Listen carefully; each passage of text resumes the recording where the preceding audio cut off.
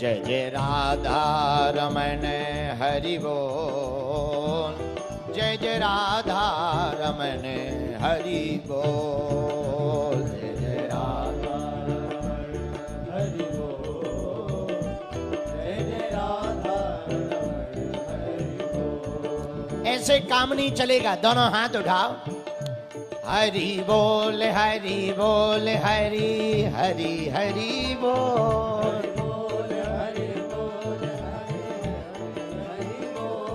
हरि बोल हरि बोल हरि हरि हरि बोल,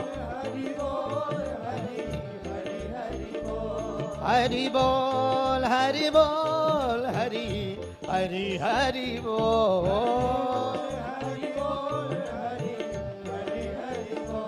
अगल बगल के पंडाल में बैठे हमारे भिलाई के पागलों, दोनों हाथ उठा करके जय जय राधा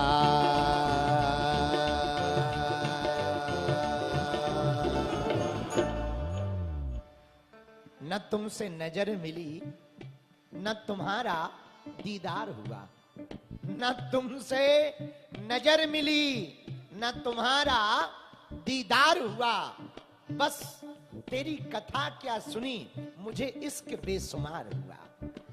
दोनों हाथ उठा के हरि बोल।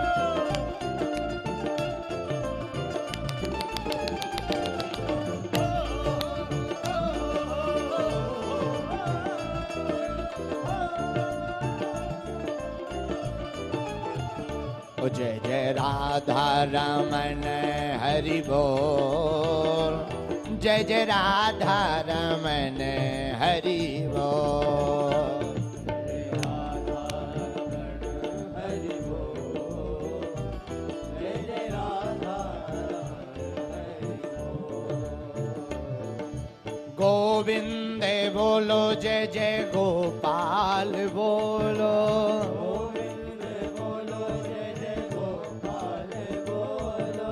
बांके बिहारी जय जय नंदलाल बोलो, बांके बिहारी जय जय नंदलाल बोलो, बांके बिहारी जय जय नंदलाल बोलो, बांके बिहारी जय जय नंदलाल बोलो। क्यों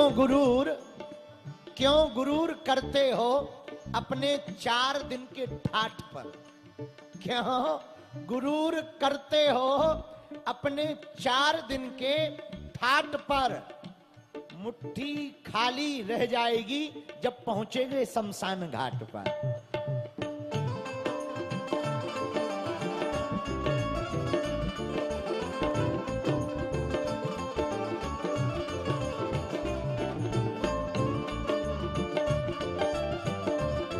ताली बजाते हुए पीछे वाले पागलों, जय जय राधा रमण हरि बोल, जय जय राधा रमण हरि बोल, जय जय राधा रमण हरि बोल। विठ्ठल विठ्ठल विठ्ठला पांडुरंग विठ्ठला,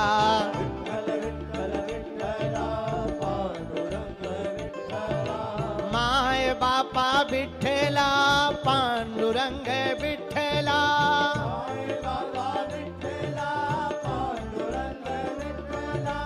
जनाबाई विठ्ठला तुकाराम विठ्ठला,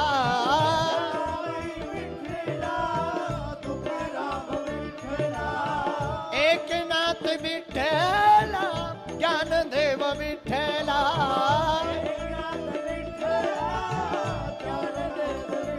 जय जय राधा श्री राधा राधा राधा राधा राधा। हे हनुमान जी महाराज, जय जय राधा रमण हरि बोल, जय जय राधा रमण हरि बोल, जय जय राधा रमण हरि बोल, जय जय राधा जय राधा रमन हरि बोल, जय जय राधा हरि बोल। जय राधा हरि बोल, जय राधा हरि बोल, जय राधा रमन हरि बोल, जय राधा रमन हरि बोल, जय राधा रमन हरि बोल, जय राधा रमन हरि बोल।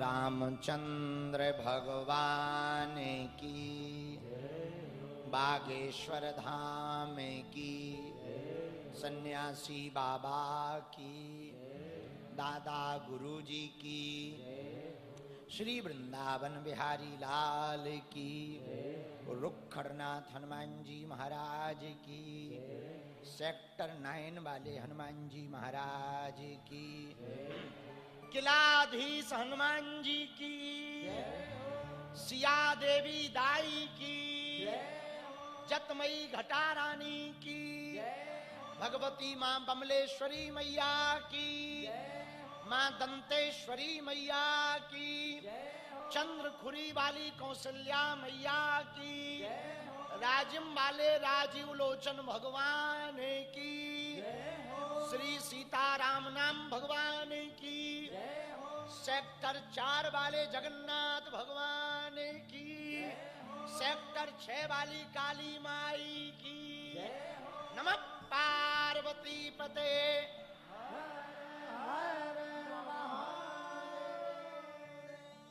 हरे हर भारत हिंदू राष्ट्र की, भिलाई नगर वासियों की। बैठ जाओ। आज बहुत प्रसन्नता की बात है, दूसरे दिन का चरित्र सुनने के लिए हम लोग उपस्थित हुए हैं और हम टाइम के पक्के हैं।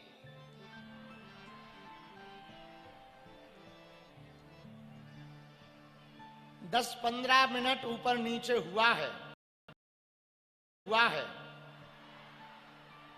20 मिनट नहीं, फिर तुम लोगों की घड़ी खराब है।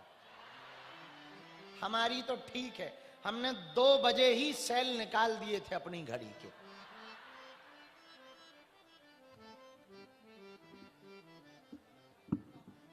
तो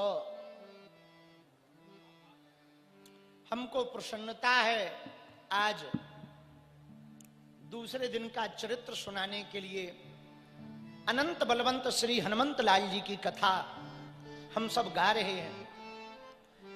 कली काल में नौका के रूप में हनुमान जी का हनुमान चालीसा है।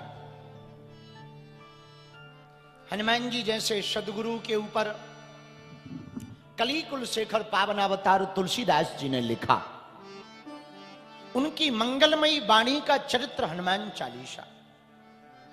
भिलाई की यह नगरी शिक्षा की नगरी है, इस्पात की नगरी है, इंडस्ट्री की नगरी है, जहां वेद विद्यालय हैं, जहां यूनिवर्सिटी है, जहां उद्योग है। और भिलाई को भारत का आईआईटी का हब कहा जाए तो अतिशयोक्ति नहीं है। भिलाई छत्तीसगढ़ में एक ऐसी भूमि है भैया जहां पूरे देश के लोग रहते हैं। क्या मध्य प्रदेश, क्या बिहार, क्या राजस्थान। महतारी ऐसे ही नहीं कहा जाता। महतारी का मतलब जिसे सब बेटा प्रिय हो, जिसके अंदर मां का ममत्व हो। भिलाई वो नगरी है जिसके अंदर वो ममत्व है, पूरे देश के लोगों को अपने शहर में बसाए हुए। दुर्ग जिले के अंतर्गत भिलाई, और यहां का सिया देवी मंदिर का वो स्थान जो प्राकृतिक है, जहां स्वयं प्रभु राम जी आए। ऐसा छत्तीसगढ़ जो प्रभु श्री राम का ननिहाल है, ऐसा छत्तीसगढ़ जो धान का कटोरा है, ऐसा छत्तीसगढ़ जो उद्योग का बड़ा केंद्र है, ऐसा छत्तीसगढ़ जहां जल, जंगल और जीवन आज भी व्यवस्थित बचा हुआ है। धन्य है छत्तीसगढ़, जहां राजीव लोचन भगवान बैठे हैं। और छत्तीसगढ़ को महतारी इसलिए कहा जाता, हमारा मानना है कि ममत्व तो है ही है छत्तीसगढ़ में, पर छत्तीसगढ़ के लोग भी ममता के बड़े प्यारे होते हैं। इसलिए तो नारा देते, छत्तीसगढ़िया सबले बढ़िया। और दूसरा कारण छत्तीसगढ़ को महतारी के, देखो भैया, भारत हमारा मातृ प्रधान देश है। यहाँ गाय को भी माता कहा जाता, गंगा को भी माता कहा जाता, गायत्री को भी माता कहा जाता, गीता को भी माता कहा जाता, स्त्रियों को भी माता कहा जाता, हमारे देश को भी माता कहा जाता है। भारत मातृत्व प्रधान। अच्छा, तुमने कभी सुना चीन माता? कभी तुमने बांग्लादेश माता सुनी? पाकिस्तान माता सुनी? भूटान माता सुनी? लेकिन भारत माता की देखो, सुना तुमने कि नहीं? अच्छा, तुमने कभी सुना कि किसी देश के किसी स्टेट को मदर के रूप में जाना जाता? पर हमारे भारत में जरूर है छत्तीसगढ़, जिसे महतारी कहा जाता है। तो दूसरा कारण क्या है वो जरा सुनिए। हमको लगता है छत्तीसगढ़ को महतारी इसलिए कहा जाता क्योंकि यहां शक्तियों के बहुत मंदिर हैं। महामाई मंदिर है, बमलेश्वरी का मंदिर है, दंतेश्वरी का मंदिर है, इसलिए छत्तीसगढ़ को संकट कटे मिटे सब पीरा मंदिर है, इसलिए छत्तीसगढ़ को महतारी कहा जाता है। धन्य है ये भूमि। हम भिलाई आकर बहुत प्रसन्नचित्त हैं, जहां हमारे अति प्रिय, जिनके पिताजी हमारे गुरु भाई रहे, बड़े भावुक हैं, बड़े सरल हैं, बड़ा सहज स्वभाव है, श्री राकेश पांडे जी, जो इस कथा के मुख्य यजमान है। सभी वृद्ध लोगों को, क्योंकि वृद्ध हम तक पहुंच नहीं पाते, तो जो 60 साल से ऊपर वाले हैं ना, उनको मंच पर बुलाया जाए, अद्भुत रहेगा। उससे ना भैया देखो, बुरा ना मानना, अमीर लोग तो चाय जहां मिल लेते हैं, गरीब बेचारे मंचों पे आ नहीं पाते। अमीर तो प्रोटो लगाकर, बड़े पद पर बैठे लोग पुलिस लगा के मिल लेते हैं, नहीं मिलो तो मिलना पड़ेगा। हाँ, पर दीनहीन गरीब लोग सिर्फ बेचारे ताली बजाने के काम आते। हम चाहते मंच पर वो भी चढ़ें। तो कल की कथा में ना उनको बुलाया जाए, हमको प्रश्न। और एक बात हम कहें कथा कहने के प्रारंभ में, यहाँ के एसपी साहब को हम बहुत धन्यवाद दे रहे हैं। बहुत अच्छी व्यवस्था, इससे हम बहुत संतुष्ट हैं। बहुत बहुत प्रसन्नता है हमें उनके प्रति। और वो बहुत अच्छे अद्भुत तरीके से दूरदर्शी दृष्टि से व्यवस्था कर रहे हैं। और सबको साधुवाद। आपके हृदय में जो राम जी बैठे, सब श्रोता जिन्हें बैठने नहीं मिला बाहर खड़े हैं, कुछ लोग बगल में चढ़े हैं, कुछ लोग आगे बैठने के लिए पुलिस वालों से लड़े हैं। हाँ, फिर भी बागेश्वर बालाजी के दरबार में पड़े हैं। सबके हृदय में, जिन जिन के हृदय में राम जी हैं, जो देश विदेश में संस्कार टीवी चैनल, अभी तो भिलाई अपना ट्रेंडिंग में है, सब जगह सर्च हो रहा। हमसे ही लोग पूछ रहे भिलाई कहां है। हम कहा बेटा भिलाई मत पूछो कहां है, जहां भिलाई है वहीं से तुम हो। ये जो लाइट जल रही भिलाई की देन है बेटा। हाँ हाँ हाँ, हाँ, ये जो लाइट जल रही ना भिलाई की देन है। बोले मतलब? हमका कोयला यही निकलता है, ना कोयला निकलेगा ना लाइट जलेगी। और बेटा लाइट ना जलेगी ना तो रात में किसी की गाड़ी में कोई और चाबी घुसेड़ेगा, हाँ, पता ना लगेगा। भैया ये लाइट जो दी है ना, ये किसकी देन? हमने कहा भिलाई की। वो भिलाई का, हमका दुर्ग जिले में। सब लोग पूछ रहे, तब हमने बताया कि ये वही भिलाई है जो हमने पिछली कथा में रुखड़नाथ बालाजी की चर्चा की थी, यही है वो पास में। तो आज हमारा मन बहुत प्रसन्न है। दूसरे दिन की कथा शुरू कर रहे। आपके हृदय में जो राम जी बैठे, उनके चरणों को दंडवत प्रणाम कर रहे। आप सबको भी दंडवत प्रणाम कर रहे। हनुमान चालीसा की पंक्ति। जय हनुमान ज्ञान गुण सागर, जय कपी से तेहूं कल तक की चौपाई जो हमने हनुमान चालीसा की गाई, याद है आपको? कल कथा कहां तक पहुंची थी? आहा, चौपाई बड़ी प्यारी थी। कंचन बरन विराज सुबेसा, कानन कुंडल कुंचित। कल हनुमान जी के सुंदर वेश तक चर्चा हुई। देखो, भेष सबका पूजनीय नहीं हो पाता, पर हनुमान जी का है। बहुत लोगों ने रामायण में अपना भेष बदला, पर वो पूजनीय नहीं हो पाए। मारीच ने बदला, रावण ने साधु का भेष रखा, पर वो पूजनीय। हनुमान जी ने जो जो भी भेष रखा वो सब पूजनीय। शंकर जी वानर रूप में बने तो हनुमान जी का वानर रूप में पूजा हुई। विभीषण जी के पास ब्राह्मण रूप में हनुमान जी गए, वहां भी पूजनीय हुए। इसीलिए गोस्वामी जी ने लिखा कंचन बरन विराज सुबेसा। सुबेसा, उनका तन भी सुंदर है और उनका मन भी सुंदर है, इसलिए हनुमान जी का सुंदर वेश है। बोलो सीताराम। जरा जोर से बोलो, और जोर से बोलो। एक बात बोले, कह दो बोलो, जरा जोर से कहो। जिंदगी में गुरु के पकड़ने चाहिए आचरण और भगवान के पकड़ने चाहिए चरण।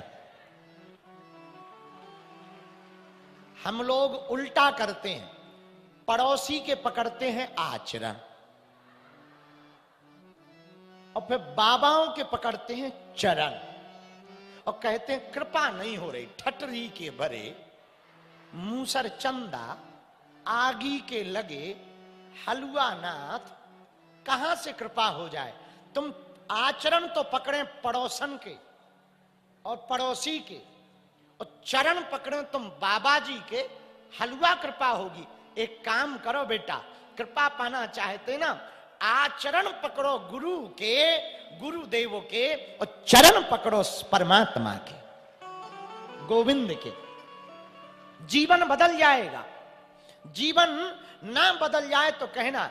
हम लोग कथा सुनते हैं, उतारते नहीं है, इसलिए जीवन में कुछ बदलाव खास होता नहीं है। संसार में तुम्हें रहना सीखना है ना, तो एक बात हम निवेदन करें, जैसे तेल की बूंद पानी में रहती ना, वैसे ही तुम संसार में रहो।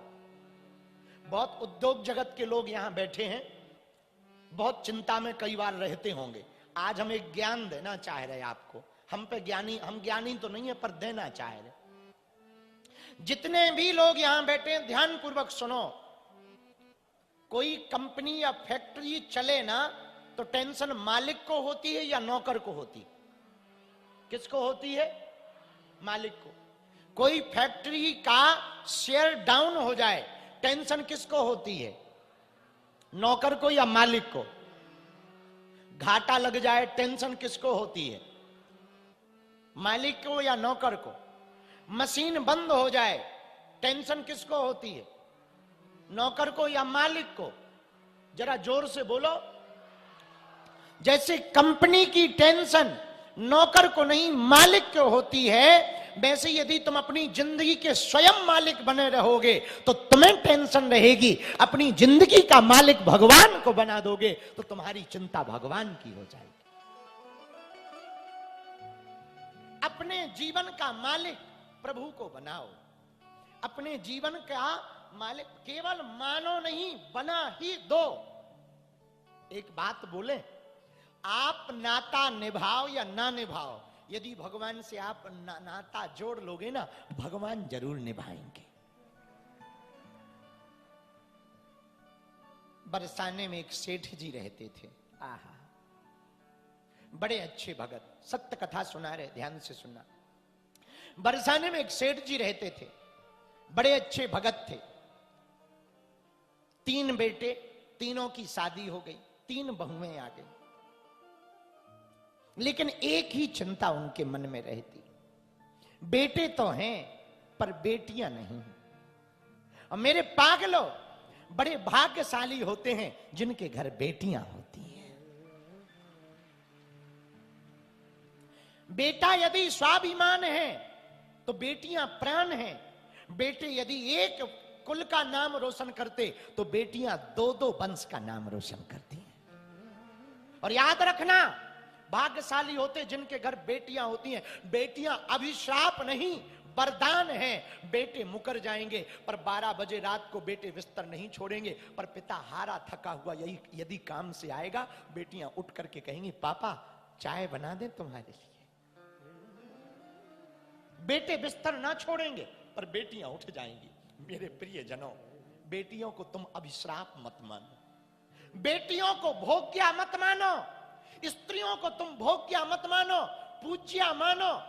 याद रखना, नारी निंदा मत करो, नारी रतन खदान, नारी से नर उपजे ध्रुव प्रहलाद समान। बेटियां भिखारियों के घर पैदा नहीं होती हैं, जिनका करेजा दान देने का होता है, वे कन्या दान करने का उनके घर होती है। एक जगह 2 पुरुष बैठे थे, दोनों आपस में बात कर रहे थे। पुरुष एक व्यक्ति बोला मित्र से, भगवान की हम पर बहुत कृपा है, भगवान ने बेटे ही बेटे दिए। दूसरा चुप हो गया, तो दूसरे से पूछा क्या बात है, तुम चुप क्यों हो गए? बोले हमें तो भगवान की कृपा से बेटियां हैं। तो पहला वाला मित्र बोला कोई बात नहीं, पर हमारे ऊपर तो भगवान की बहुत कृपा है जो भगवान ने 3-3 बेटे दिए हैं। दूसरे मित्र की बेटी छोटी सी 6 साल की वहीं खड़ी थी, हाथ पकड़ के बोली अंकल अंकल एक बात बोलूं? हाँ हाँ बोलो बेटा। अंकल, बेटियां भिखारियों के घर पे पैदा नहीं होती हैं, जिनका कलेजा दान देने का होता है उनके घर पैदा होती है। चुप हो गए। सेठ जी के पास सब था, 3-3 बेटे, 3-3 बहुएं, बस बेटी नहीं थी। यही चिंता में बरसाने में रहते थे। सुनो सेठ तुमको मिलो बरसाने को बास। एक महात्मा घर पर आए, सेठ जी चिंता में थे। क्या बात है? महात्मा ने पूछा, सेठ जी चिंता में क्यों हो? सुनो सेठ तुमको मिलो बरसाने को बास। सेठ जी ने कहा महाराज जय श्री आपकी कृपा से राम। सब कुछ है, एक कमी है। क्या? बेटी नहीं है। अच्छा ये चिंता है, एक बात बोले? हाँ हाँ बोलो महाराज। महात्मा बोले यदि मानो ना तो राधे से, यदि तुम अपना नाता जोड़ना चाहते ना, एक काम करो, बेटी नहीं है तो चिंता मत करो, श्री किशोरी जो बरसाने बारी को अपनी बेटी मान लो, उनको बेटी मान के रहो। एक चित्र महात्मा ने दे दिया। चित्र को लेकर के सेठ जी घर आए। रोज सुबह प्रणाम करें बिटिया मानकर, राधा रानी हमारी बिटिया है, यही मानकर प्रणाम करें। सोने जावे तो पूरी बात किशोरी जी को बता देवे और ऐसो हाथ उठा के कहें अच्छा बिटिया खुश रहो, अब तुम भी सो जाओ हम भी सो रहे। रोज का यही क्रम था। धीरे धीरे प्रेम बढ़ गया। अब कोई त्योहार आवे तो तुरंत मंदिर चढ़ जावे। बरसाने में मंदिर पे जाकर के किशोरी जी के दर्शन करके सेठ जी ऐसे हाथ उठा के कहवे बिटिया जुग जुग जियो, खुश रहो, और बिटिया कह के आशीर्वाद देकर वापस आ जावे। क्योंकि अब किशोरी जी को बेटी मानने लगे। बिटिया मानकर आशीर्वाद, बिटिया खुश रहो, जुग जुग जियो, खुश रहो, जुग जुग जियो, खुश रहो, जुग जुग जियो। घर आ जाए। धीरे धीरे समय बीता। एक दिन एक चूड़ी पहनाने वाली मनहारिणी घर आई। ये बरसाने से मंदिर से लौटे थोड़ा खुश थे सेठ जी। क्यों? 3 बहू बेटे हैं घर पर, सुख सुविधा है पूरी, संपत्ति भरी भवन में रहती नहीं कोई मजबूरी। कृष्ण कृपा से जीवन पथ पर, कृष्ण कृपा से जीवन पथ पर आती नहीं कोई बाधा। मैं बहुत बड़भागी हूं पिता, क्योंकि मेरी बेटी राधा। मैं बहुत भाग्यशाली पिता हूं जिसकी बेटी राधा हो। भला वो भाग्यशाली क्यों नहीं होगा? तो हम बहुत भाग्यशाली हैं, हमारी बेटी राधा है। कोई भी मिले तो कहे कहो सेठ जी आनंद है? हाँ सब आनंद है। अरे राधा रानी का पिता आनंद में नहीं रह सकता तो कैसे रह सकता? हमारी बिटिया का नाम राधा है, राधा। आहा, बेटे घर पर त्योहार आवे आनंद होवे, उत्सव आवे आनंद होवे। तीनों बेटों को खूब आनंद के साथ रखें, बहुएं भी आनंद के साथ रहवे। एक दिन चूड़ी पहनाने वाली मनहारिणी घर आई। आहा, सेठ जी आपकी बेटियों को चूड़ी पहनाना है, बहुओं को चूड़ी पहनाना है। हाँ हाँ पहना दो, जाओ घर। घर गए, मनहारिणी चूड़ी पहनाने वाली घर गई। तीनों बहुएं घूंघट डालकर चूड़ी पहनने आई। पुराने जमाने में चूड़ी पहनाने वाली घर घर जाती थी, अभी कुछ साल पहले तक। तीनों बहुओं ने चूड़ी पहन ली। श्री किशोरी जी ने सोचा भाभियों ने तो चूड़ी पहन ली, हम भी तो पिताजी की बेटी हैं, हम क्यों ना पहन ले। बरसाने वाली ने कृपा की और सुंदर भेष बनाया, घूंघट लंबा डाला। और जब तीनों बहुएं चली गईं, मनहारिणी अपनी जिस पात्र में चूड़ी लेकर आई थी वो बांध ही रही थी पोटली को, तब तक किशोरी जी घूंघट डालकर पहुंच गईं। अपना हाथ बढ़ाकर बोली हमको भी चूड़ी पहना दो। मनहारिणी को लगा, चूड़ी पहनाने वाली को लगा कोई रिश्तेदार नहीं है, आई होगी घर पे, सो पहना दी चूड़ी। जैसे ही चूड़ी पहनाई, ऐसे हाथ आज तक देखे नहीं, और जैसे ही हाथ पकड़ा और चूड़ी पहनाई, मनहारिणी भी बड़ी प्रसन्न हो गई। पता नहीं कोई अच्छे घराने की है, ये कोई अच्छे घराने की बहू है, लगता है सेठ जी के घर में बड़े अच्छे घराने से रिश्तेदार नहीं आई है। पर पूछा नहीं कुछ, चूड़ी पहना दी। और चूड़ी पहना करके मनहारिणी दुकान पर आई। सेठ जी रुपया दो। सेठ जी ने 3 बहुओं के हिसाब से 60 रुपया निकाल कर दे दिए। बिल्कुल सत्य बात बता रहे। मनहारिणी परेशान हुई, नहीं नहीं बहुत कम है, 6 रुपया, क्षमा करना सस्ता जमाना, 6 रुपया निकाल कर दे दिए। मनहारिणी बोली 6 नहीं 8 चाहिए। 8 क्यों? 4 लोगों ने चूड़ी पहनी है तो 4 के हिसाब से 8 होते हैं। सेठ जी बोले पागल हो क्या, बहुएं ही 3 है, 4 लोगों ने कैसे चूड़ी पहन ली? बोले वो हमें नहीं पता, कोई लाल लाल घूंघट डालकर, बड़ा गौरांग कनक वर्ण था, बड़े सुंदर सुंदर हाथ थे उसके, देखने में तो हमें मुख दिखाई नहीं पड़ा, पर बड़ी अद्भुत छवि रही होगी, बड़ी चंदन की सुगंध आ रही थी जब वो बैठी थी। ऐसी बड़ी प्यारी कोई चौथे नंबर की बहू होगी तुम्हारी।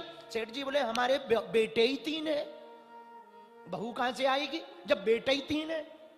रिश्तेदार नहीं होगी? ना ना कोई रिश्तेदार नहीं। मनहारिणी बोली सेठ जी मैं झूठ काहे को बोलूं, इतने साल से तुमसे जुड़ी हूं, काहे को झूठ बोलूंगी? सेठ जी बोले बाबरी तुम 2 रुपया के चक्कर में झूठ बोल रही है। सेठ जी रुपया देना हो तो दो, आरोप झूठ मूठ का मत लगाओ, घर जाके पता कर लो। मैं जे चली, जब तुम्हें पतो लग जाए तब मोकू रुपया दे दियो, नहीं तो खा जाओ। और वो मनहारिणी लड़के चली गई। सेठ जी सोचने लगे घर पे तो 3 ही बहू हैं, ये चौथा कौन है? सेठ जी ने आज जल्दी दुकान बंद की, किशोरी जी को प्रणाम किया, घर आए, बहुओं को पूछा बेटा कौन आया है, कोई रिश्तेदार नहीं आई या रिश्तेदार आया? ना बाबूजी कोई नहीं आया। फिर बेटा एक बात बता, जब मनहारिणी चूड़ी पहनाने वाली आई उसने कितने लोगों को चूड़ी पहनाई? तो तीनों बहुएं एक स्वर में बोली पिताजी हम तीनों ने पहनी, ये देखो। सेठ जी बोला फिर वो तो 4 का बता रही थी। पक्का है उल्लू बना रही थी, पागल बना रही थी, पैसा लेने के चक्कर में झूठ मूठ बोल रही थी। अब हम समझ गए, जाओ जाओ जाओ सो जाओ, रात हो गई है। किशोरी जी को फिर प्रणाम किया और सेठ जी ने कहा भाड़ में जाने दो, हमने रुपया दिए ही नहीं, इसीलिए तो दिए नहीं, झूठ बोल रही थी। और जैसे ही सोए, और सोए हैं सेठ जी, आंख लगी है, और जैसे ही आंख लगी, आहा, तो श्री किशोरी जी सपने में आई, राधा रानी, मुख लटका हुआ, चेहरा लटकाए श्री किशोरी जी खड़ी थी। सपने में ही सेठ जी ने हाथ जोड़कर कहा, बेटी क्या बात है, आज बड़ी उदास उदास दिख रही हो, मन तुम्हारा मुख मलिन है, क्या बात है, सोई नहीं, कोई गड़बड़ी है?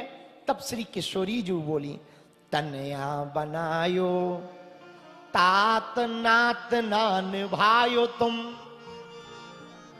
आपने बेटी तो बना लिया पर रिश्ता नहीं निभा रहे हो। तनया बनायो तात नात ना निभायो तुम, चूड़ी पहन लीनी में जानू पित घर को। मैंने पिता का घर समझ के चूड़ी पहन ली, आप मनहारिनी के मोल ना चुकायो हो, पर आपने मनहारिनी के रुपया नहीं चुकाए। दीन बहु याद किंतु बेटी याद नहीं रही हो।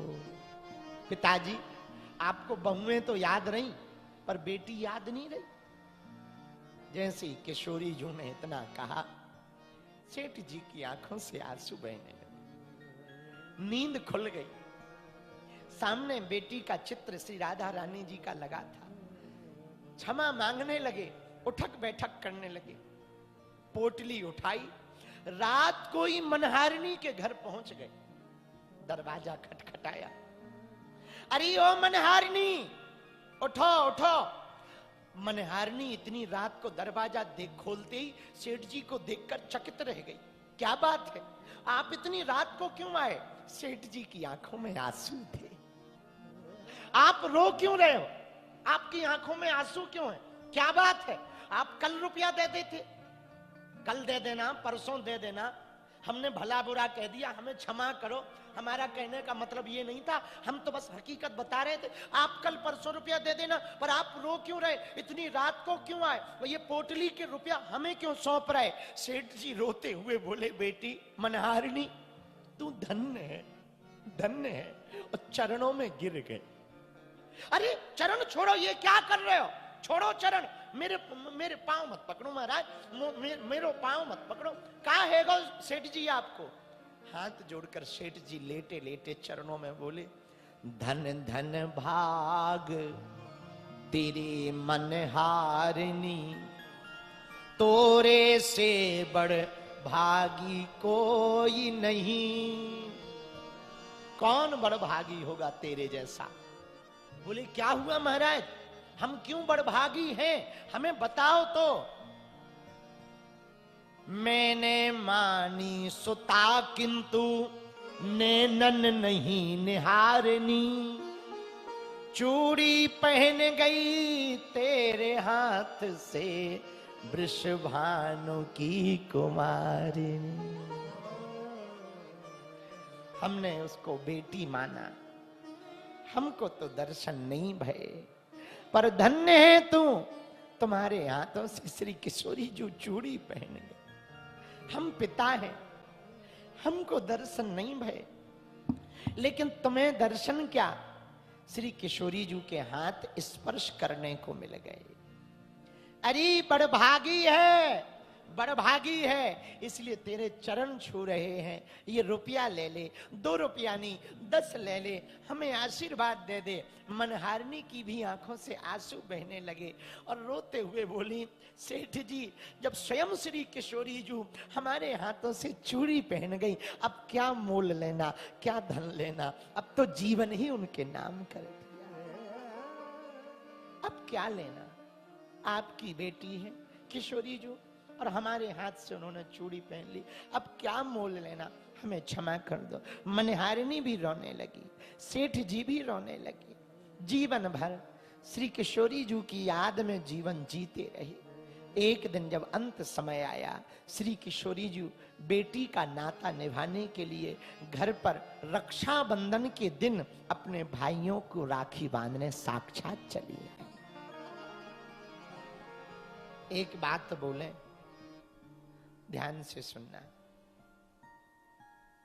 बहन कितनी भी दूर हो गए,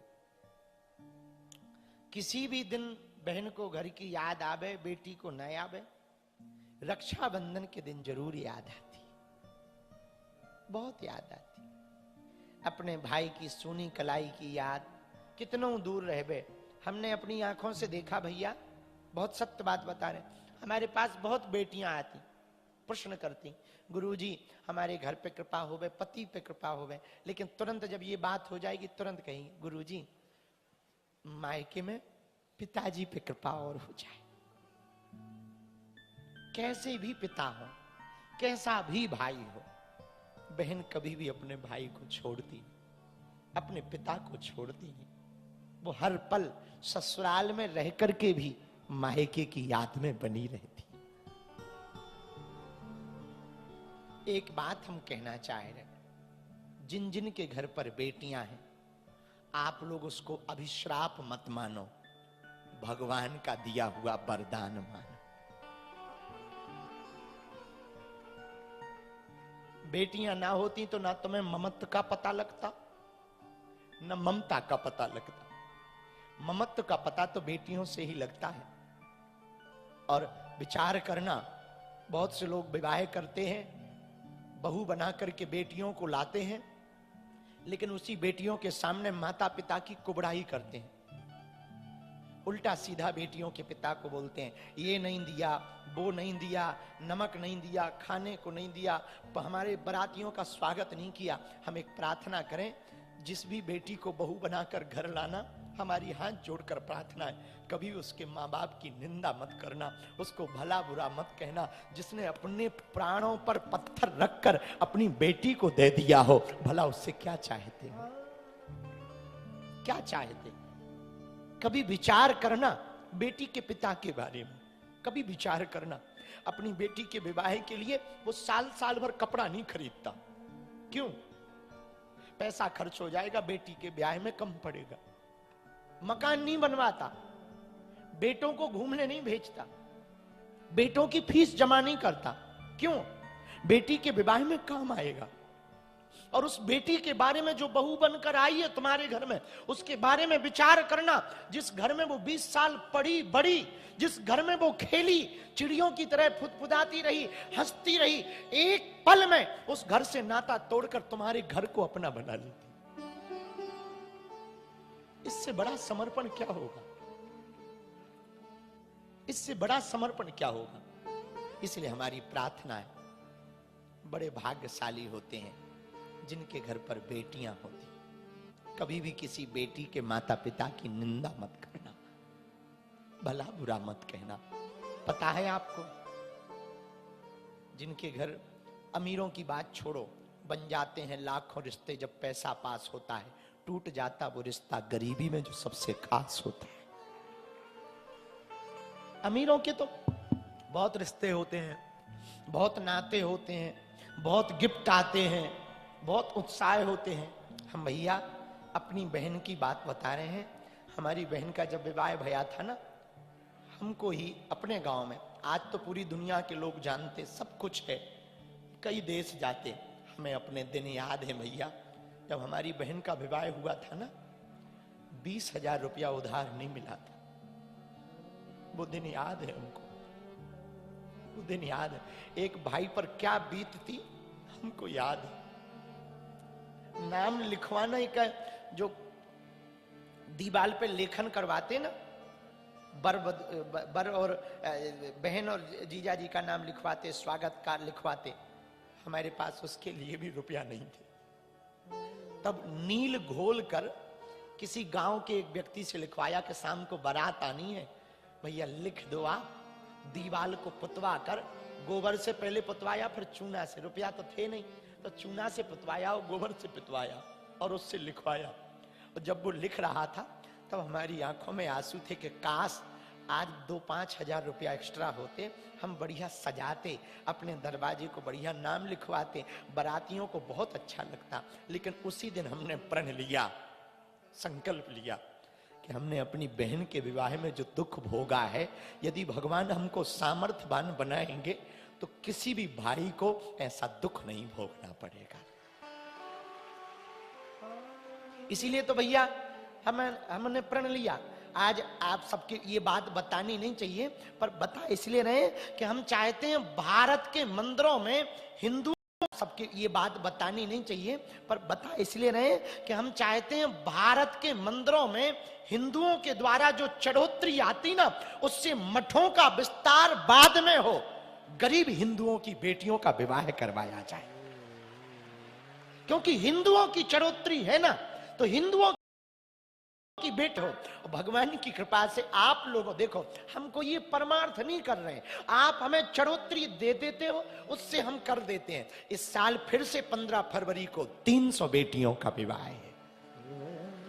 और पता है भिलाई वालों एक बात, इस साल हम 1675 बेटियों के धर्म पिता बन जाएंगे। ऐसी बेटियां जिनके मां बाप नहीं है।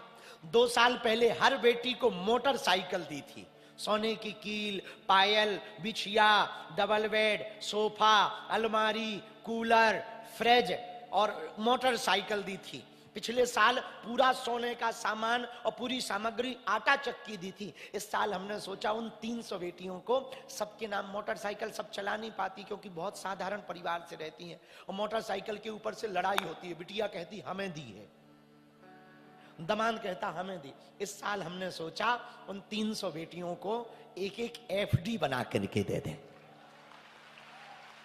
पता है आपको, अभी तो क्षमता नहीं है हमारी, हो जाएगी तो हम एफडी उनको देंगे। और पता है पिछली साल जब ये बात राष्ट्रपति जी को पता लगी तो महामहिम राष्ट्रपति जी स्वयं आई कन्या विवाह में, और अपनी वेतन से सब बेटियों के लिए साड़ियां हवाई जहाज में भर करके लेकर के आई।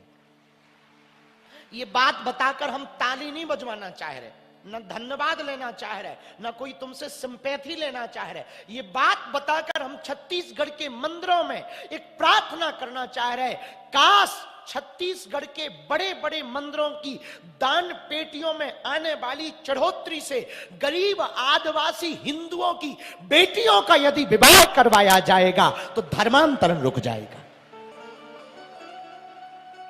धर्मांतरण रुक जाएगा। क्योंकि चढ़ोतरी भी तो हिंदू ही देता ना, हम कोई परमार्थ परमार्थ नहीं करते ना। आप हमें देते हो, हम हॉस्पिटल में कन्या विवाह में लगा देते हैं। हमें अपनी औकात पता है भैया, हम जिस गांव में रहते हैं ना, उसी गांव में जहां बालाजी है, आज बालाजी की कृपा हो गई तो आप पूछने लगे, बसंत बुला लेते, पांडे जी बुला लेते, बड़े बड़े मुख्यमंत्री बुला लेते, बड़े बड़े लोग बुला लेते। हमें अपनी औकात पता है भैया। जिस गांव में हमारा जन्म हुआ ना, आज से 15 साल पहले हमारा सरपंच भी हमको बैठने के लिए कुर्सी नहीं देता था, कोई नहीं पूछता था, गरीब का कोई होता नहीं है। सब बने बने की बात है, सब दिखावटी है भैया। गरीबों को गले लगाना सिर्फ फोटो खिंचाने वाले ज्यादा है कि हम गरीब। हम यही प्रार्थना करेंगे, जिनका कोई नहीं है तुम उनके बनो। भगवान यदि कृपा करेंगे तो हम एक कन्या विवाह का आयोजन छत्तीसगढ़ में करेंगे। और वो पता है क्यों करेंगे? पता है क्यों करेंगे? छत्तीसगढ़ ने बहुत दिया हमें, बहुत दिया, बहुत दिया। यही वो भूमि है जहां से हिंदू राष्ट्र का संकल्प हमने लिया था। और इतनी हमने कथा की, हमें लोग दक्षिणा देते हैं और वो दक्षिणा कन्या विवाह हॉस्पिटल में लग जाती है, अच्छी बात है। पिछले साल 5 छत्तीसगढ़ की बेटियों का कन्या विवाह हुआ था। इस साल हम फिर से कह रहे हैं, जिनके माता पिता ना हो, बहुत दीनहीन गरीब हो, उन बेटियों के लिए बर आप लोग देख लीजिए। उनका फार्म आप अभी जो कथा है इसी में जमा कर दीजिए, उनका विवाह हम बागेश्वर धाम से करवाएंगे। ये बात हम इसीलिए बता रहे हैं ताकि समाज में एक नई क्रांति हो, एक नवाचार हो, ताकि लोग एक दूसरे से काम आए। धर्मांतरण के 3 कारण हैं। आज छत्तीसगढ़ के लोग जब भी हम आते, पत्रकार हमसे पूछते बहुत धर्मांतरण हो रहा। धर्मांतरण के 3 कारण हैं, अशिक्षा, अंधविश्वास, आर्थिक तंगी। 3 कारण है, अशिक्षा, अंधविश्वास और आर्थिक तंगी। 3 उपाय हैं, शिक्षा की जागृति और आर्थिक तंगी के लिए मंदिरों से, दान पेटियों से बेटियों का विवाह, गुरुकुलम, और तीसरा उपाय हनुमान जी के दरबारों से, हनुमान जी से लोगों को जोड़कर अंधविश्वास से मुक्ति करवाना। हम दरबार चमत्कार दिखाने थोड़ी लगाते। कल दरबार है 1 बजे से, यहां पर 1 बजे से कल का दरबार है। पर एक बात बोले, वो दरबार हम चमत्कार दिखाने के लिए या पर्चा खोलने के लिए या तुम्हारे मन की बात या ईलू ईलू लवेरिया बताने के लिए नहीं लगाते। पता है क्यों लगाते हैं? जो हमें हनुमान जी ने सिद्धि, कृपा, शक्ति दी है, हम चाहते हैं इस दरबार के माध्यम से हमारे हिंदू भाई हलिउल्लाह वालों की चर्चों में जाकर के प्रार्थना ना करें, हनुमान मंदिर में जाकर हनुमान चालीसा पढ़े। ये हमारा उद्देश्य है। दरबार, हम ईसाइयों के विरोधी नहीं हैं, हम मुसलमानों के विरोधी नहीं हैं। हमको सिर्फ ये चिंता है, फिर से बांग्लादेश में एक हिंदू को पीट पीट के मार दिया। हमको सिर्फ हिंदुओं की चिंता है, हम अपने लिए नहीं जी रहे। हमें क्या चाहिए? जो था मिला, जो नहीं मिला वो भी मिला। भगवान ने, हमने तो जो सोचा नहीं वो हनुमान जी साथ है। हनुमान जी के अलावा क्या चाहिए? हनुमान जी का हाथ है। हम चाहते तुम लोगों के ऊपर भी हमारी तरह हनुमान जी का हाथ हो जाए, तुम पर भी हमारी तरह हनुमान जी की कृपा हो। लेकिन कब होगी? जब भगवान से आप नाता जोड़ोगे। क्या जोड़ोगे? सेठ जी ने बेटी का नाता राधा रानी से जोड़ा तो कृपा की। भगवान संबंध निभाते हैं, आप निभाओ ना निभाओ, भगवान निभाते हैं भैया, पक्का निभाते। हम हनुमान जी को पता है क्या कहते? पूछो क्या कहते? भैया हम हनुमान जी को पिताजी कहते, अकेले में। ये बात हमने बहुत कम बताई, आज हम बता रहे भिलाई में। हम हनुमान जी को ना अपना बाप कहते हैं, बाप। अब मस्ती में रहते हैं। क्यों कहते? एक तो हमारे पिताजी कुछ करते नहीं, हमारी पिताजी बहुत तेज स्वभाव के, तो उतना लाड़ मिला नहीं, बाल्यकाल में खेल पाए नहीं हम, हमारे जीवन में बहुत अभाव रहा और बचपन से ही इसी काम में लग गए। तो हमको जो पिता का सुख है ना, अपने पिताजी से तो बहुत प्रेम मिलता, आशीर्वाद मिलता, पर बहुत ज्यादा सुख पिता का हमें हनुमान जी से मिलता। हर पल वो हमारी रक्षा करते, इतने दुश्मन पीछे लगे रहते वो बचाते, इतने संगठन पीछे लगे रहते वो बचाते, जहां जहां वो भेजते उनकी कृपा है। भैया आप भी यदि हनुमान जी से कोई नाता जोड़ लोगे, हनुमान जी वो संबंध निभाएंगे। भगवान से एक बात हम प्रार्थना करना चाहें, छत्तीसगढ़ के पागलों, एक बात तुम हमारी बहुत गंभीरता पूर्वक ध्यान रखना, उनको मत पुकारो, संसार वालों को जो तुम्हारे लिए कुछ कर नहीं सकते। पुकारना है तो उनको पुकारो जो करने के लिए तैयार बैठे, वो परमात्मा है।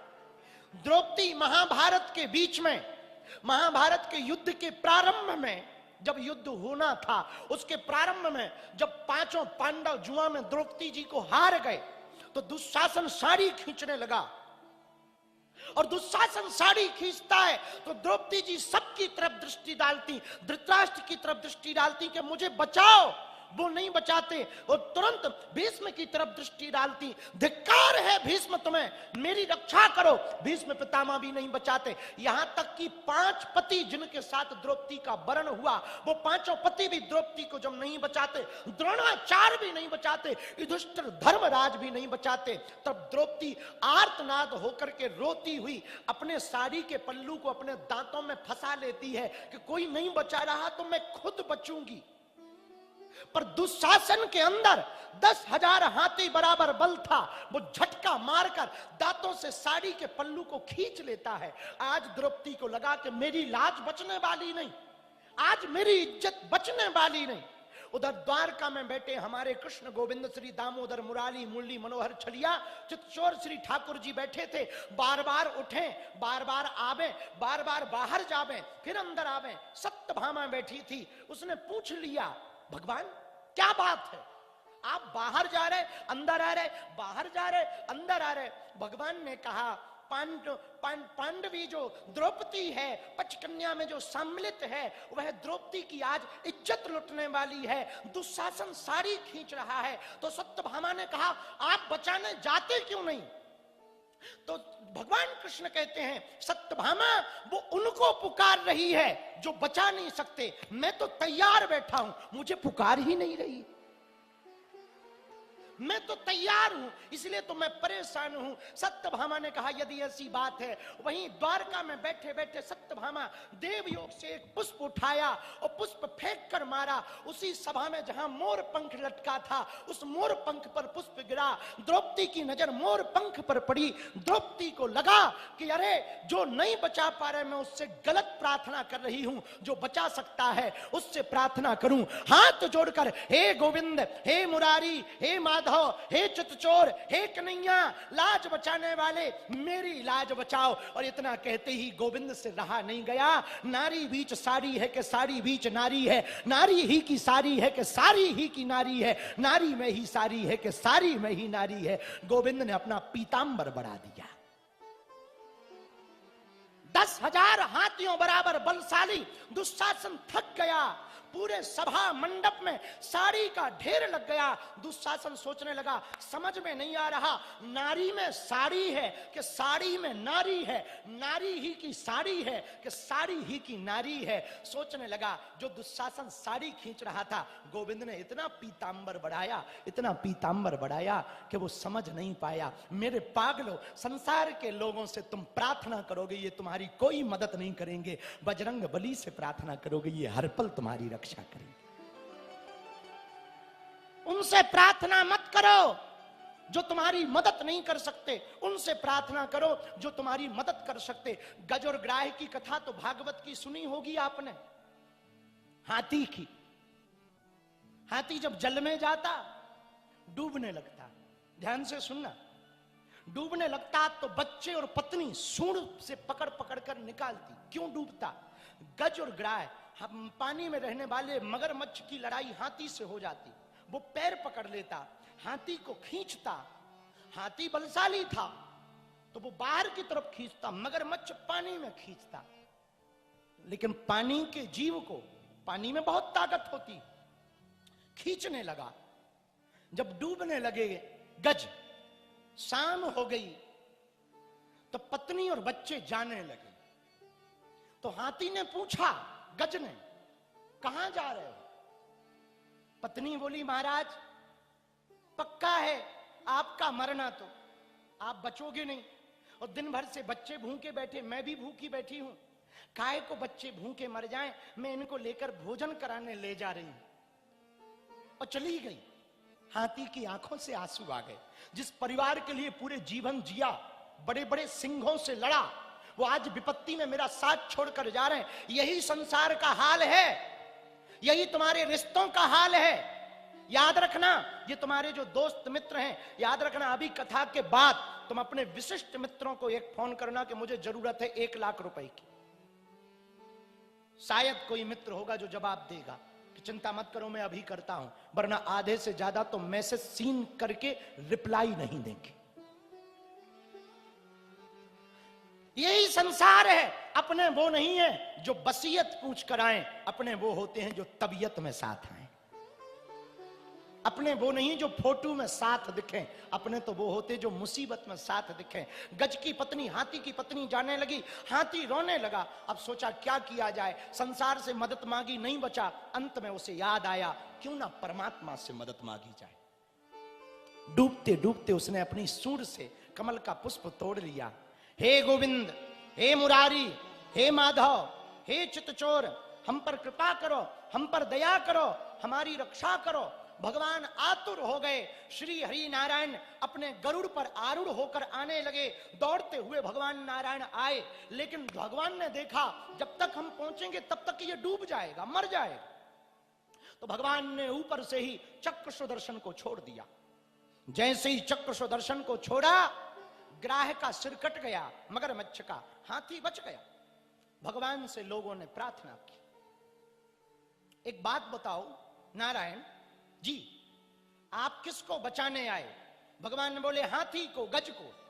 आपको पुकारा किसने? भगवान बोले गज ने। आप किसकी रक्षा करने आए? भगवान बोले गज की रक्षा करने आए। तो लोगों ने कहा महाराज आपने सबसे पहले उद्धार ग्राह का क्यों किया? पुकारा हाथी ने, बुलाया हाथी ने, बचाने हाथी को आए, पर सबसे पहले कृपा आपने ग्राह के ऊपर क्यों की? भगवान बोले भैया जो हमारा भक्त है उसका तो कल्याण हमें करना ही है, जो हमारे भक्त के चरण को पकड़ लेता है उसका हम पहले कल्याण कर देते हैं। तो हनुमान जी की कथा सुनाने का मतलब क्या है? हम राम जी के भक्त ना बन पाए, काम के वश, क्रोध के वश, लोभ के वश, मोह के वश, दंभ के वश, द्वेष के वश, झूठ के वश, अन्याय के वश, कुविचारों के कारण, सुविचार है नहीं, कुविचार भरी है, गंदी वासना भरी है, राम जी के यदि ना बन पाए ना तो मेरे पागलो तुम परेशान ना होना, हनुमान चालीसा को आधार अपनी जीवन में बना लेना, हनुमान जी के चरण पकड़ लेना। जब हनुमान जी पर राम जी की कृपा होगी तो सबसे पहले तुम पर राम जी की कृपा हो जाएगी। इसलिए उनको मत पुकारो जो तुम्हारे नहीं हैं, उनको पुकारो जो तुम्हारे लिए तैयार हैं। वो हनुमान जी महाराज हैं। ऐसे हनुमान जी कौन? कंचन बरन विराज सुबेश। गाइए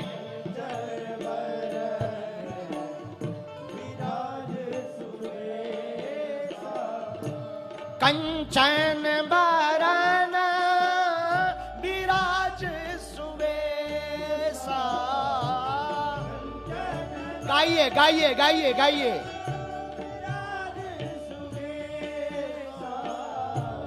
कानन कुंडल कुंचित केसा। गाओ कानन कुंडल सीताराम सीताराम।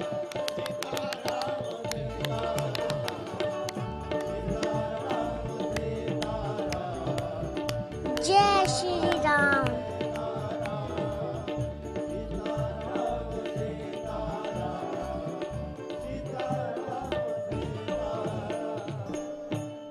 हनुमान जी का स्वरूप कंचन बरन है। आहा, प्रिय श्रोताओ, हनुमान जी कंचन बरन स्वर्ण के समान है। कंचन बरन विराज सुबेसा, सुंदर भेष है। इस पे कल बहुत बात की, एक बात आज याद आई। हनुमान जी का सुंदर भेष क्यों है? पूछो क्यों है? अरे पूछो तो, जोर से पूछो। आजकल वैज्ञानिक मंगल ग्रह पे जीवन खोज रहे कि नहीं? बोलो, आपने न्यूज पढ़ी होगी, वैज्ञानिक मंगल जीवन पे ग्रह खोज रहे हैं। वो मंगल ग्रह पे जीवन खोज रहे, और हम लोग जीवन में मंगल नहीं खोज पा रहे। बताओ तो कितने उल्लू हैं।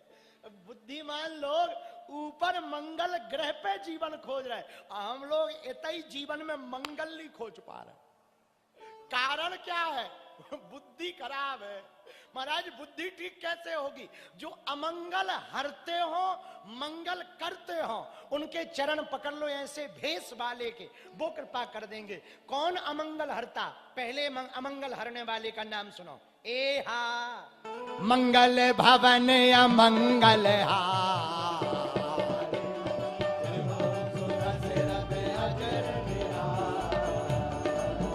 ए हा मंगल भवन अमंगल त्रिबाहु सुदशरथ श्री राम जय राम जय जय राम। बोलो श्री राम जय राम जय जय राम। अमंगल हरने वाले कौन हैं? दशरथ नंदन राम। बोलो सीताराम। ये क्या करते? बोले मंगल भवन अमंगल हारी द्रिबाहु सुदशरथ। कौन कौन अपने जीवन में मंगल खोजना चाहता है? भिलाई वालों, छत्तीसगढ़ वालों, हाथ उठाओ। पक्का? अरे जोर से तो बोलो। मंगल चाहते हो? कि दंगल चाहते हो? आओ, कुछ लोग दंगल है, कुछ लोगों के घर पे इतना दंगल होता कि पूछो ही मत। आओ, किसी बात के नहीं, बिना ही बात की लड़ाई हो जाती है, उसको कहते हैं दंगल। और जीवन में हो मंगल, इसके लिए क्या करें? राम जी मंगल भवन है। लेकिन हनुमान जी की कथा सुना रहे, तो हनुमान जी क्या है? मंगल मूर्ति मारुति नंदन, सकल अमंगल मूले निकंदन। मारुति सकल, गाइए। मंगल मूर्ति मारुति,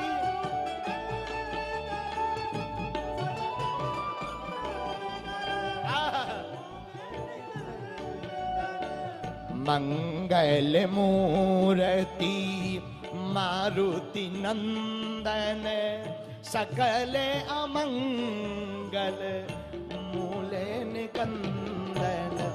सीताराम सीताराम,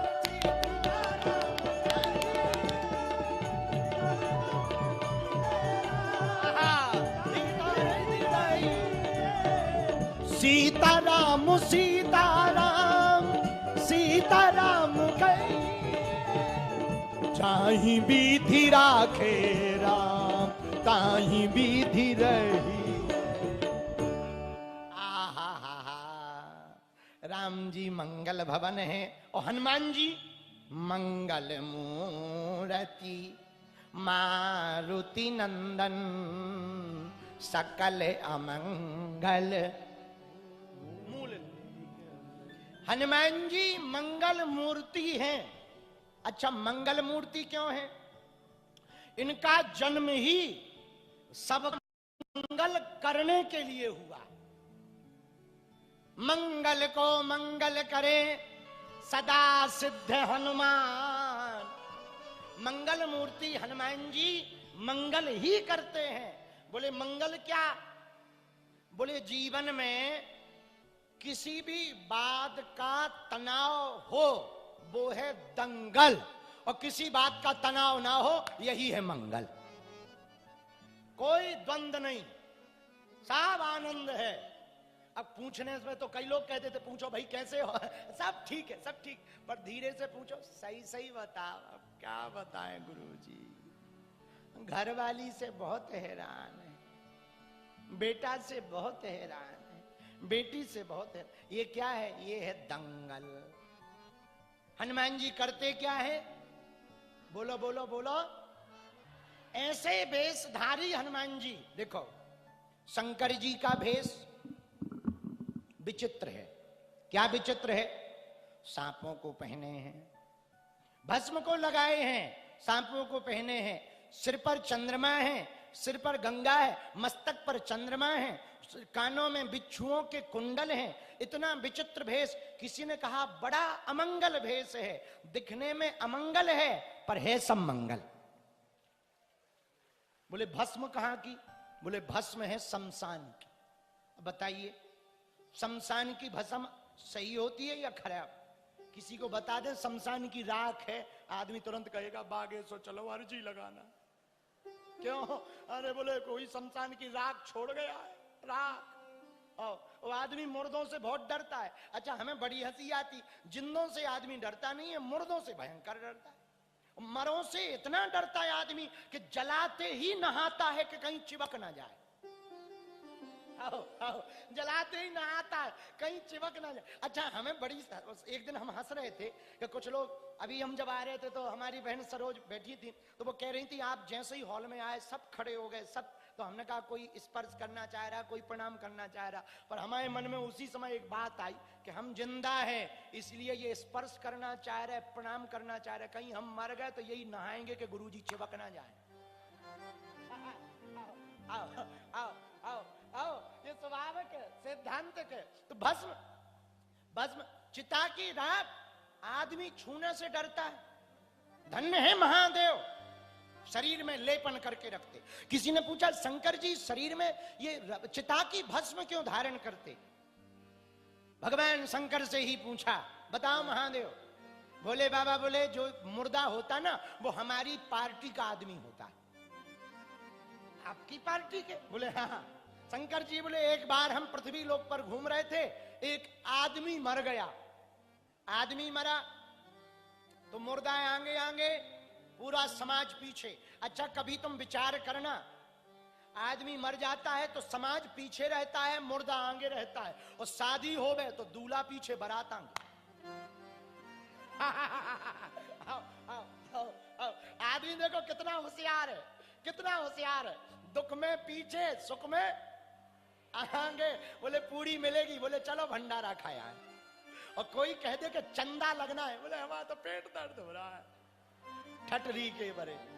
तो शंकर जी ने देखा एक आदमी मर गया, आहा, मुर्दा आगे आगे, पीछे पीछे पूरी सेना, समाज, सब बूढ़े ठेड़े लोग, और नाम कर रहे, जयकारा लगा रहे, जप कर रहे, राम नाम सत्य है, राम नाम सत्य, सत्य बोलो, सत्य है, राम नाम सत्य है। शंकर जी को लगा ये हमारी पार्टी के लोग हैं, तो शंकर जी भी पीछे पीछे चले गए, राम नाम सत्य है, राम नाम। लेकिन जैसे ही शमशान पे पहुंचे तो जो राम नाम, अच्छा आदमी कितना विचित्र है, जानता है आदमी को हमको मरना है, राम नाम ही सत्य है, लेकिन मानता नहीं। वही शंकर जी ने देखा, शमशान पे जैसे ही गए, मुर्दा जला, आग लगी थी कि जो राम नाम सत्य कह रहे थे सब चुप हो गए, आपस में बात करने लगे, एक दूसरे से पूछने लगे, काहे कितने बजे मर गए थे?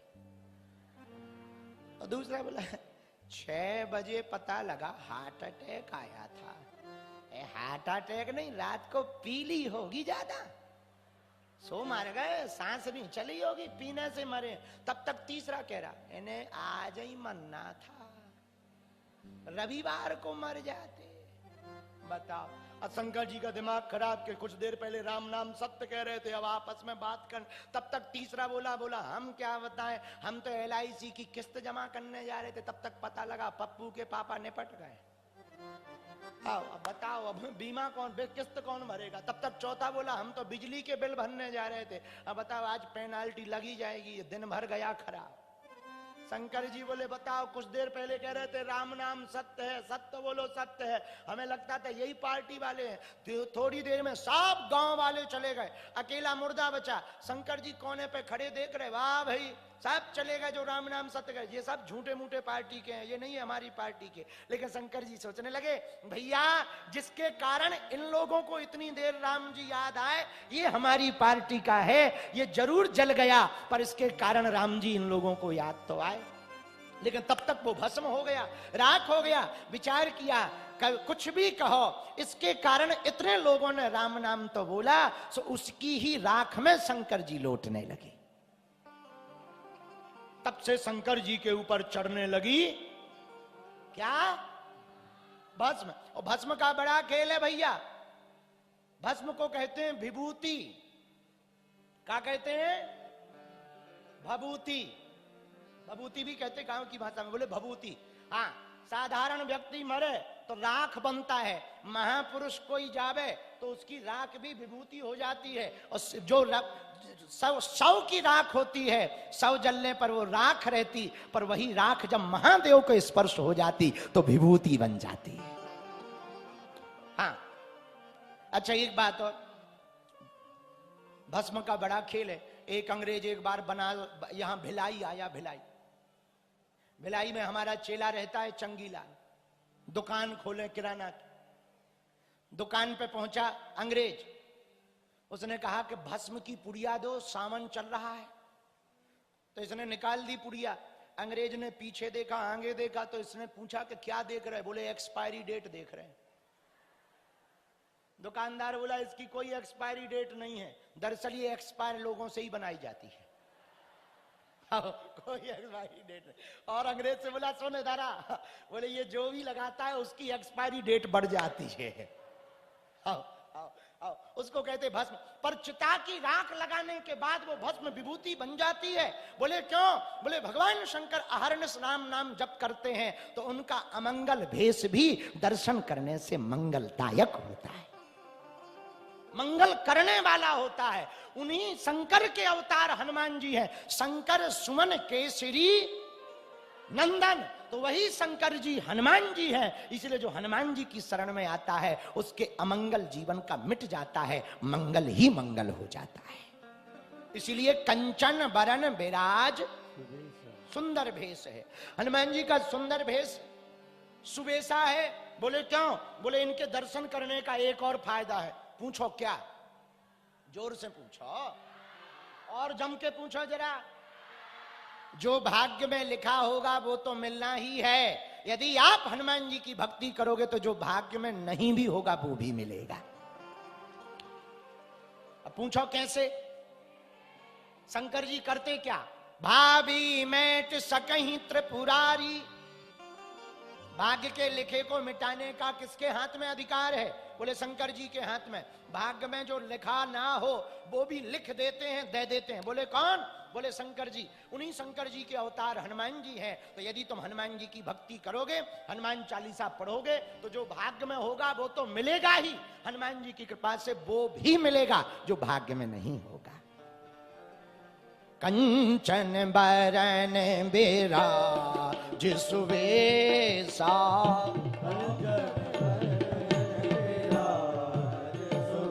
सब गाइए। कानन कुंडल कुंचित केसा,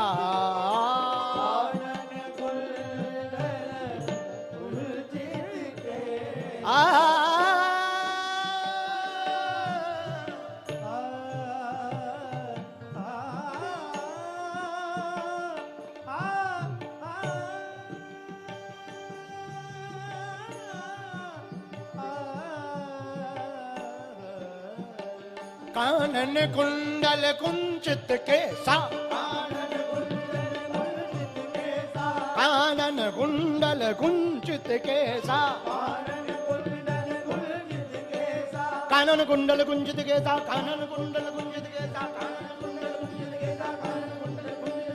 कानन कुंडल कुंचित केसा, कानन कुंडल कुंचित केसा, कंचन बरन विराज सुबेसा, कंचन बरन विराज सुबेसा, कानन कुंडल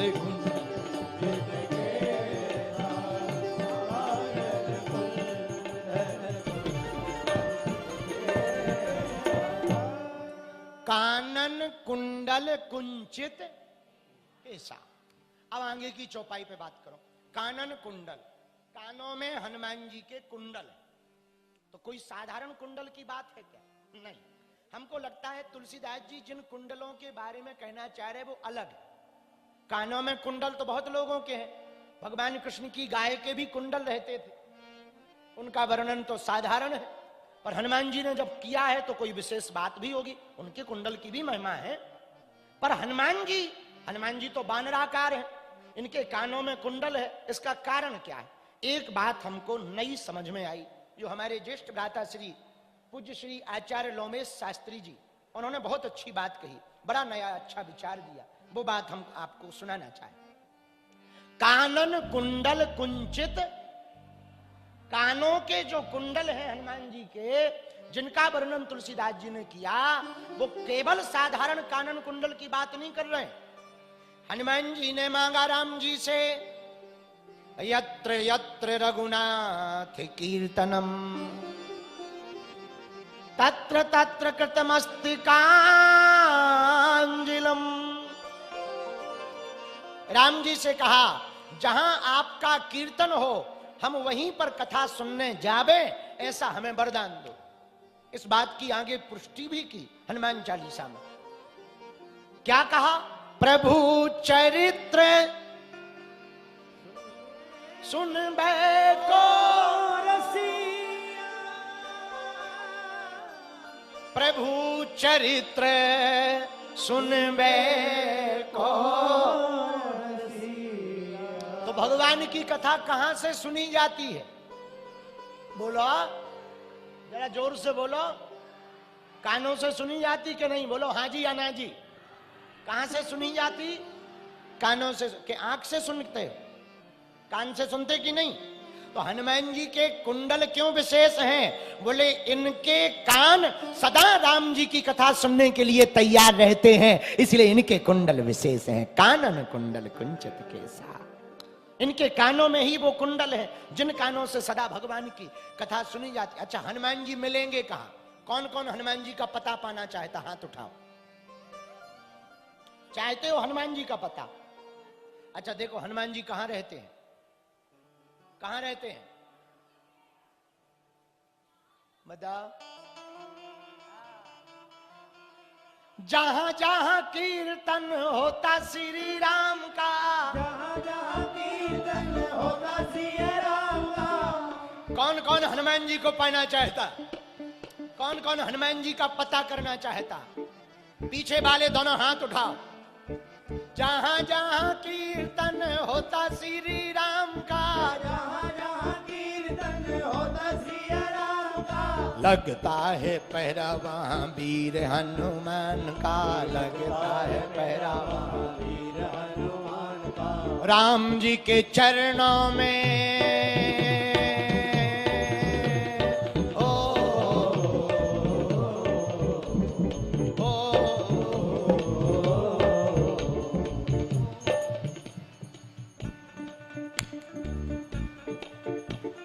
राम जी के चरणों में इनका ठिकाना। छम छम छम छम छम छम छम छम छम छम छम छम छम छम छम छम छम छम छम नचे देखो वीर हनुमाना। छम छम नचे देखो वीर हनुमाना। दोनों हाथ उठा करके वीर हनुमाना, वीर हनुमाना, वीर हनुमाना, वीर हनुमाना। कहते हैं लोग इसे ओ, कहते हैं लोग इसे राधा दीवाना। छम छम नच देखो वीर हनुमाना।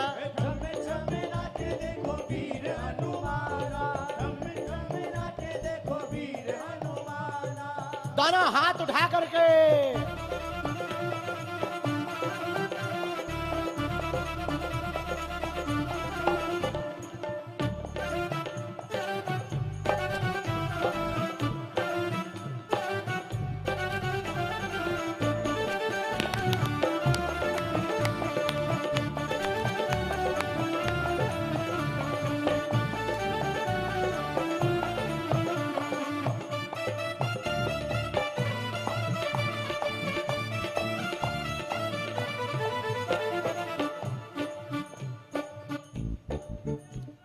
बगल वालों, तुम लोग पूरी खाने आए हो क्या?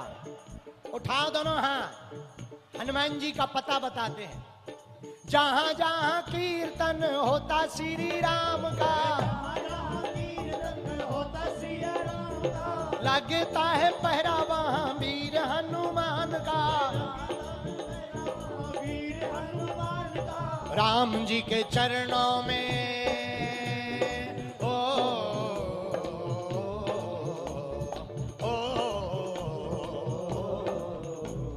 राम जी के चरणों में इनका ठिकाना।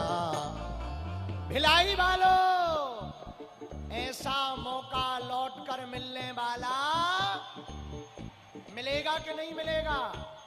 इसलिए दोनों हाथ उठा के छम छम नच देखो वीर हनुमाना। छम छम नच देखो वीर हनुमाना। ताली बजाते हुए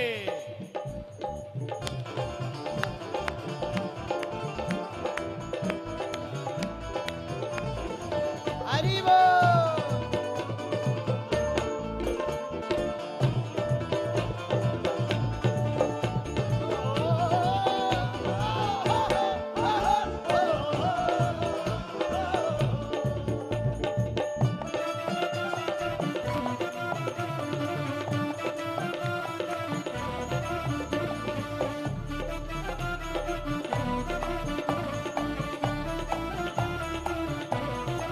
अच्छा, हनुमान जी नाचे कैसे हैं? कैसे नाचते हैं? पाँव में घुंघरू नाचे, घुंघरू बांध के घुंघरू बांध के घुंघरू बांध के नाचे, घुंघरू बांध के घुंघरू बांध के घुंघरू बांध के नाचे। पाँव में घुंघरू बांध के नाचे, राम जी का नाम इन्हें प्यारा बड़ा लागे, राम जी का नाम राम जी का नाम इन्हें प्यारा बड़ा लागे, राम जी ने भी देखो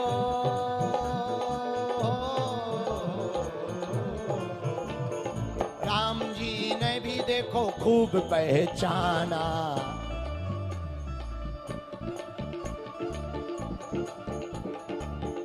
दोनों हाथ उठा करके राम जी ने भी देखो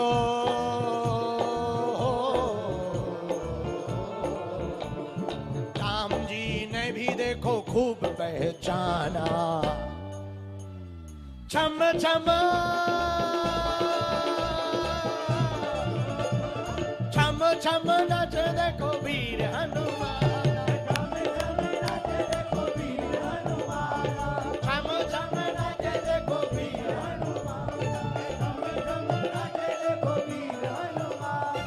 मस्ती में झूमते हुए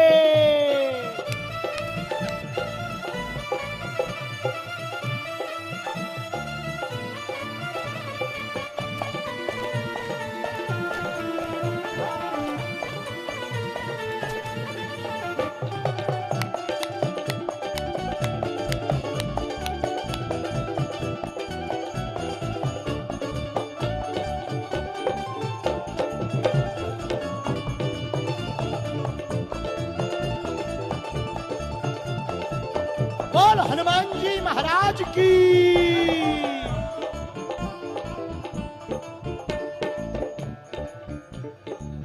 बालाजी का भगत कौन कौन है? जरा हाथ उठाओ। पक्के वाले हो या कच्चे वाले? बोलो। हनुमान जी नचते क्यों हैं? पूछो क्यों नचते हैं? नाच नाच नाच प्रभु राम को रिझावे, नाच नाच नाच श्री राम को रिझावे, बनवारी रात दिन नाचता ही जावे, बनवारी रात दिन नाचता ही जावे, बनवारी